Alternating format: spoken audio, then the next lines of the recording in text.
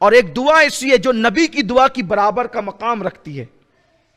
حضور علیہ السلام، اور صرف وہ نبی صرف نہیں، سید الانبیاء کی دعا کی طرح ہے. فرمایا دعا والدہ لولدہ کدعائی لکم، کہ تمہارے باپ کی دعا تمہارے حق میں ایسی ہے جیسے مجھ محمد کی دعا امتی کے حق میں. امت کے حق میں حضور دعا کرے تو رد نہیں ہوتی، اور بیٹے کے حق میں باپ دعا کرے تو رد نہیں ہوتی. آج ہم پیروں سے، فقیروں سے، مزاروں سے سب سے دعا لینے چلے. میں کہتا ہوں سب سے بڑا پیر تو تیرے گھر میں بیٹھا ہوا ہے. سب سے بڑا پیر تیرے گھر میں بیٹھا ہوا ہے. اپنے باپ کو چھوڑ کر جاتا کہاں ہے؟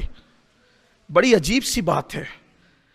میں کہتا ہوں کہ جس کے لیے قرآن اور احادیث میں سندیں موجود ہے کہ جہاں دعا رد نہیں ہوتی، ہم جا رہے ہیں سید صاحب آپ دعا کر دو، پیر صاحب آپ دعا کر دو، مولانا صاحب آپ دعا کر دو، یہ دعا کر دو، وہ دعا کر دو. ارے خدمت کر، باپ کی دعا لے، ماں کی دعا لے، وہ دعا کی برکت ہے، تقدیر بدلتی.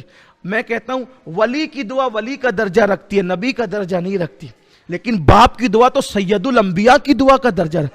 کیا فرمایا؟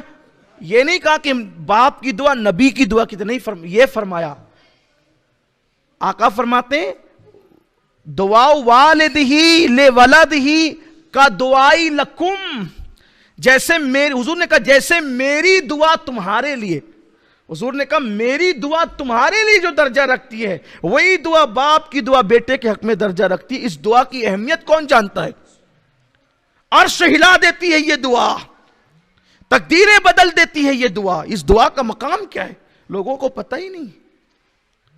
ادھر ادھر بھٹک رہے ہیں بیچارے مارے، اور مرکز دعا گھر میں موجود ہے ماں اور باپ کی شکل میں.